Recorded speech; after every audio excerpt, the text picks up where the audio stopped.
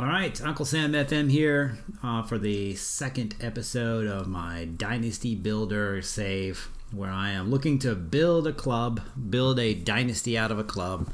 Not looking to win trophies, but looking to actually build the foundation that will help a club to be successful after I'm gone. I want to build a Goliath. I want to build Barcelonas at each club that I am at during my save, which means more than just trying to build a team. I'm not trying to just build a team to win trophies. I'm trying to build a club that will go on to dominate their league continent for ages after I'm gone.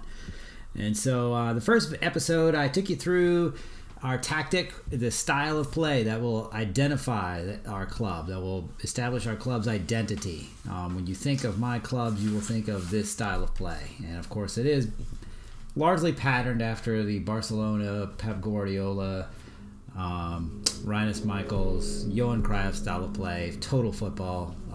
And so we looked at the formations, we looked at how I train my players.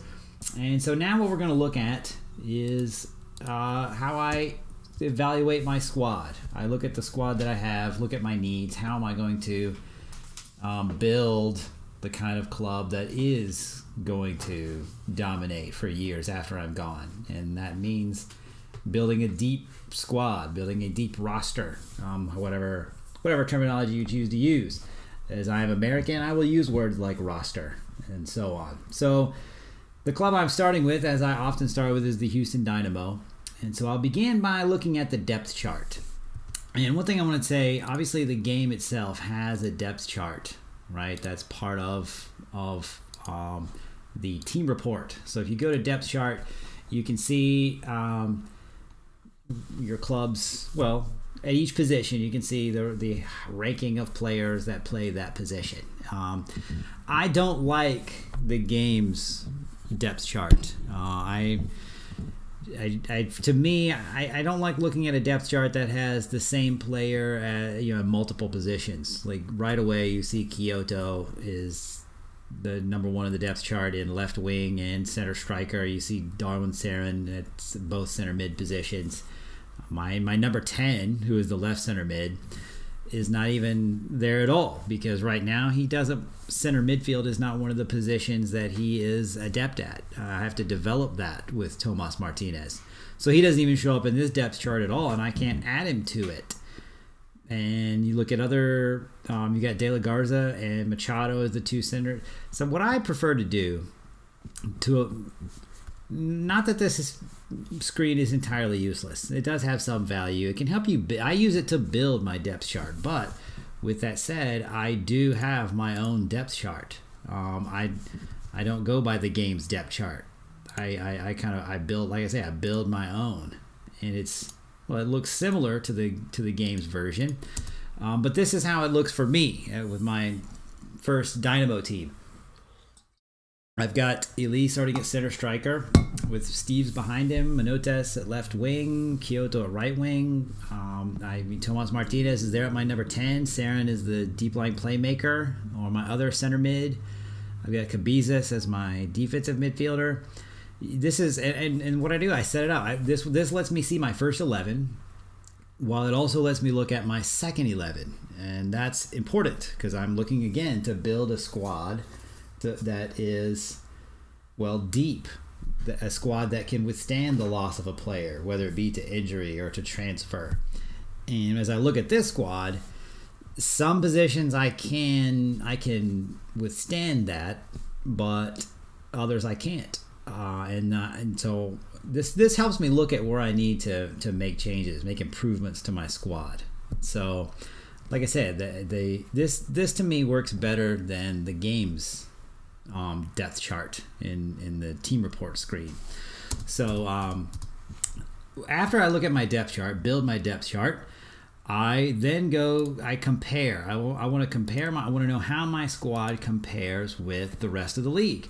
And that is a useful screen in the team report. You go to comparison, and I look at my squad. This is the general attributes. This really is age, height, weight, those things, caps. Most of these aren't incredibly useful, although your player salary and your player value kind of gives you an idea of how your players rank with the rest of the league. If your salary, my salary is the lowest in the league. I'm pretty sure that's 22nd. That's the lowest. At 170,000 is my average salary. The highest is Toronto FC, 760,000.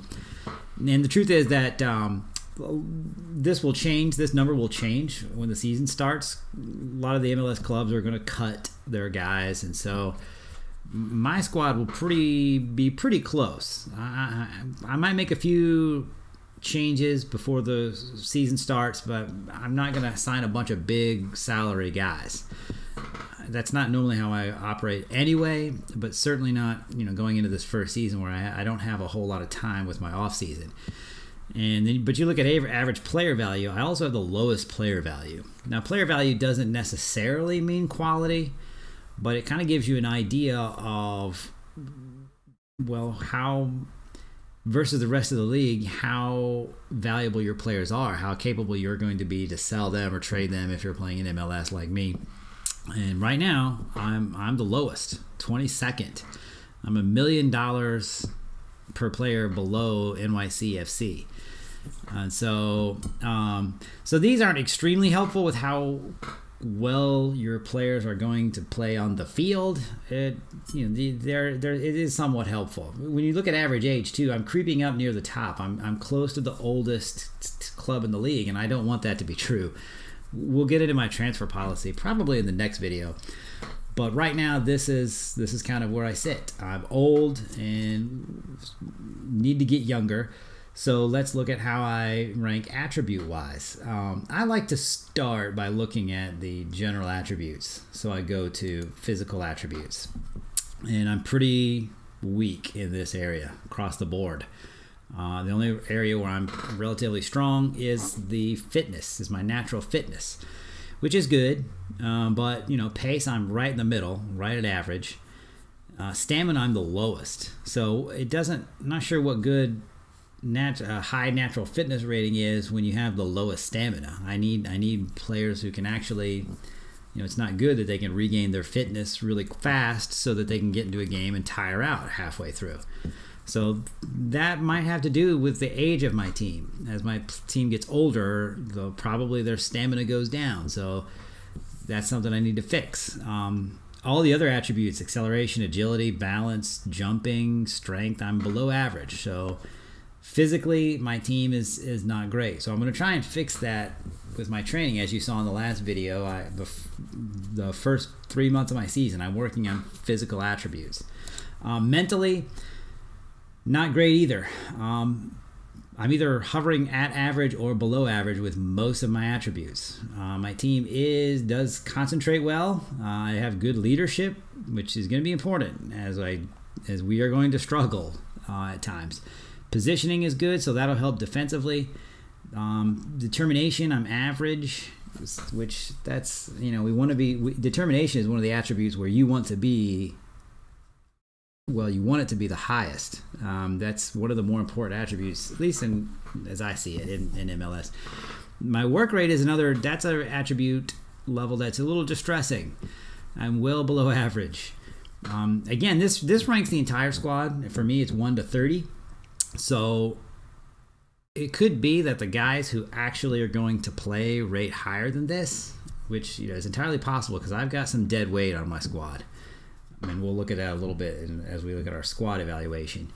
But, so mentally, it's not great. Technical, not great either. I'm hovering at average for most of the technical attributes. Having the lowest finishing, on the surface, that doesn't look great.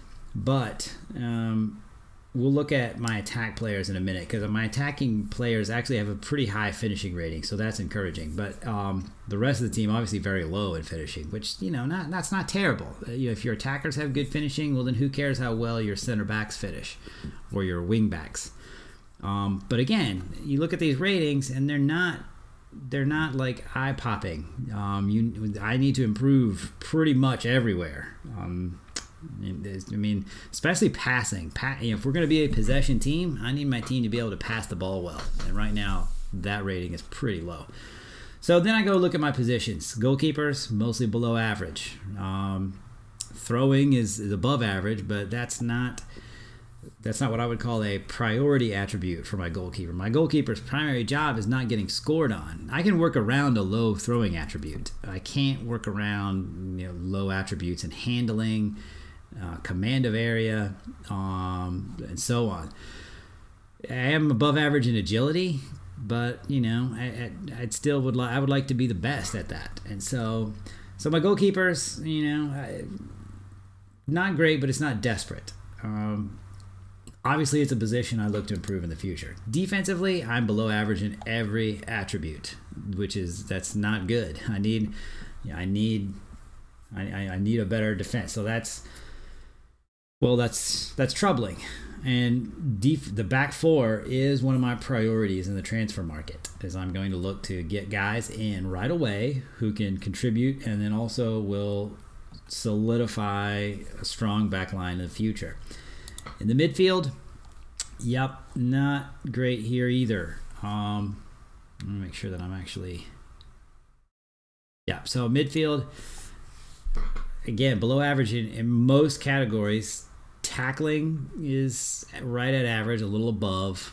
And then technique is a little above average, slightly. Actually, 11th is right in the middle of the league. So, I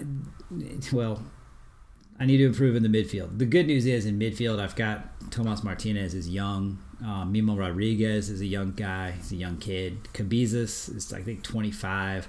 So he's creeping up on his prime. So it's an area that needs to be addressed, but it's not an immediate need to address. Then we look at attack. Again, below average, right at average or well below average in most categories. Long shots, in my experience, the game in FM, you can set long shots to minimum as much as you want for every player, but they're still going to pop a bunch of long shots. I got guys it seems like I've got all of my players have the long shot set to the lowest possible rating, and yet they're still jacking shots from long. So that's not good, especially when my long shots rating is well below average. So long shots, it's an attribute that I don't put priority on, but because of the game, because of the match engine, because you've got guys taking a bunch of long shots, it's a rating that, it definitely helps if you're good at it. So the fact that I'm so low means that I'm going to be giving up a lot of possession with no reason. Heading below average, although my style of play doesn't desperately rely on heading, but my center striker, Kyoto, I know is pretty good at heading, so I'm not overly worried about the heading. Jumping is another attribute I'm not too worried about. Could be better. Anticipation, I'm above average there, so off the ball a little below average. Pace I'm above average, and the truth is the guys who play in the front three are pacey. The guys who are actually going to play are pretty fast. Like, I'm pretty sure my rating would be a little higher than this if it was just those guys. And then right at average acceleration. So the general overall look at my squad is, okay, my back line is awful. I've got to improve that. It's not good, and it's getting old. My midfield is an area that needs to be improved, but not desperate. And my striker, my front three, is probably my strongest position. So that's kind of what I'm looking at, which gives me a good idea of what I need to think about as I go into the transfer market.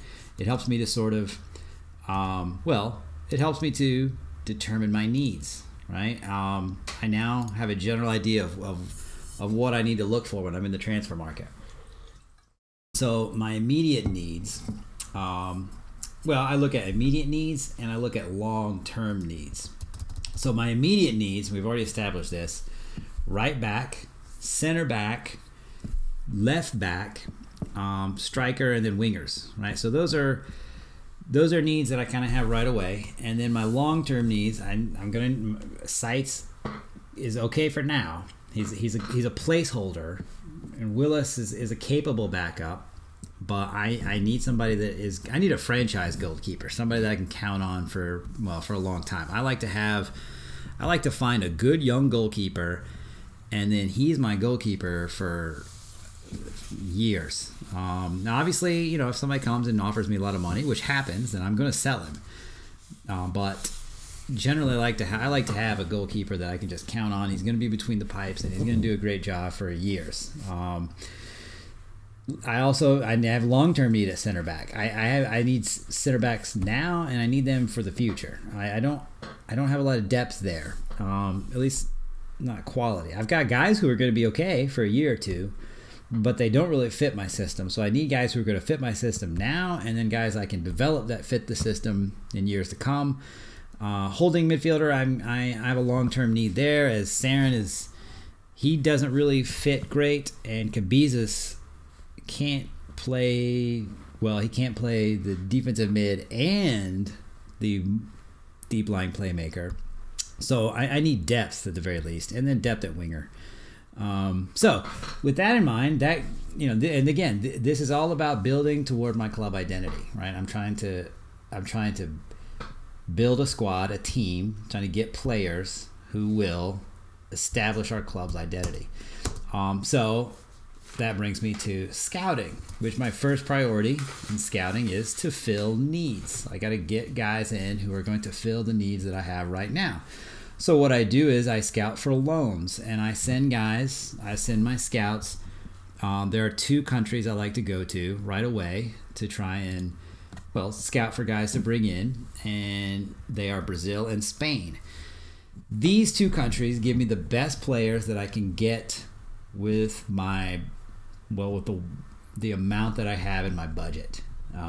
Obviously, there's countries like England and Germany that produce great players, but at least in my experience, they're more difficult to bring in than they are from Brazil and Spain. For whatever reason, sometimes they just don't want to leave the club that they're at. That tends to happen more to me with English players. They're not interested in coming to the United States. And then with Germany, a lot of times it has to do with money. I can't afford to even bring in a loan some of the guys from Germany. However, Brazil and Spain, it's a little easier. Outside of Brazil, and I get some. You look at Barcelona. Barcelona is they're always loaded at even with their B team. So you can find guys who are playing for their B team that they're willing to loan out, who definitely will come to get first team matches for you at a price.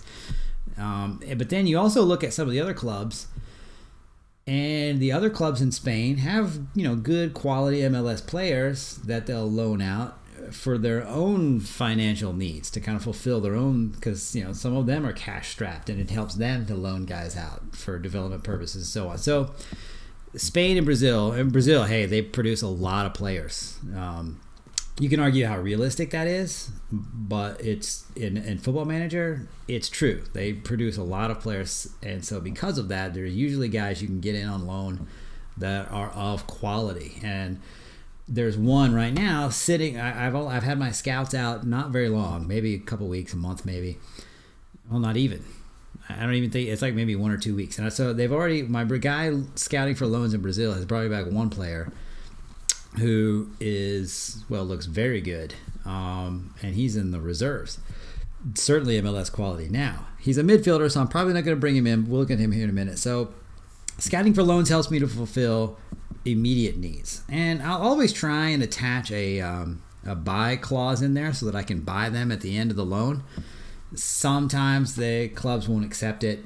Sometimes they do. And sometimes that helps me to get a good, cheap player. I also will then, after establishing scouting for immediate needs, I'll start scouting for future purchases, guys that I'm going to bring in that I want to develop into quality players. Now, obviously with MLS, and if you've watched my videos on my MLS guide, domestic players I get through the draft and I get through my academy. But you can still scout good young players that you can bring in and then later sell, or they'll develop into, obviously contributors in the league. And there's 4 regions that I start from, because when you begin in MLS, at least in my experience, I can only have 6 scouts. So I've got 1 in Brazil, 1 in Spain, each looking for loans. So then I'll send my scouts to each of these regions. We'll go to South America East, which includes Brazil, but I'm looking for transfers. I'm not looking for loans. So they go to all the countries in South America East, and I'm only looking for guys between 18 and 23. I can't go younger than 18 because I'm not allowed to buy players younger than 18. So I'll start there. And then sometimes if I'm looking for deep into the future, I might say 17. But for the most part, 17 to 23, 18 to 23. At that point, by then you can kind of tell, are they even going to be capable of developing into quality players?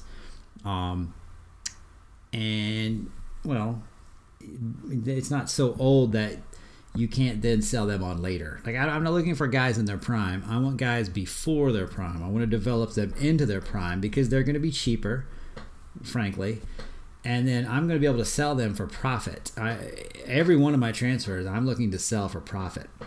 So I also look at Western Africa. And what I'll do when I scout Western Africa is when my scout, the three main countries that you can get MLS quality players from is Nigeria, Ivory Coast, and Ghana. So these are where I'm sending my guys. And a lot of times I'll have the scouts skip other countries in Western Africa that simply don't have the quality of players generally that I'm looking for. Now, obviously, you're not going to get a lot of world beaters from Nigeria. You're not going to get a lot of world-class players from there. But you'll get guys who can develop into above average to MLS stars from each of those three countries. And so I like to scout there because you can also get them cheap. That's important, right? Price. How much can you actually afford? Doesn't do much good to try to scout world-class players when there's no chance of you affording them. And then I do scout Central America. This obviously is the lowest quality of the regions that I scout.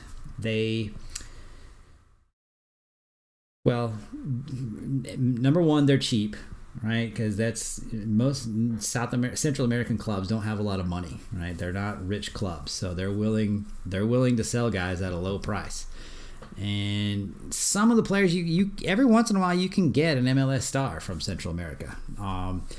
In real life, I could name a bunch of guys that came from Central America that starred in MLS. So, while generally I'm not looking to get guys I'm looking for guys I can sell to Europe for lots of money. And you won't find a lot of those in Central America, but every once in a while you'll find one. So I do scout Central America, again, because they're cheap. And when I say Central America, it's hard to get guys from Mexico, but you can get guys from Costa Rica, Honduras, Guatemala, at a good price. And sometimes, like I said, they'll develop. Not often, but I like to scout it anyway because, they're, at the very least, they're cheap. And then South America West. South America West produces MLS quality players at a price. And so these are the four. Obviously, these are not the four best places to scout in the world. Now, South America East maybe is. You can get guys from there just based on volume because they produce so many and they're relatively cheap. So maybe you're asking, why aren't you scouting the UK and Ireland? Why aren't you scouting I believe it's Central Europe with Germany and France? And the main reason is for me, at least in the beginning of the game, I'm not going to be able to afford guys from there. That's going to take me a couple of years before I can scout and be able to afford guys from those large countries. So that kind of covers how I scout to build my team, build the squad that is hopefully going to, first of all, establish my club's identity, right? These are the players who are going to build the Dynamo style of play, Dynamo football. They're going to establish our club's identity. And so scouting obviously is important. That's how I do it. And I'm not saying that it's the best way. It's just how I do it. And it does seem to work for me. So if you have any suggestions, any questions, please put them in the comment section. But this is Uncle Sam FM signing off.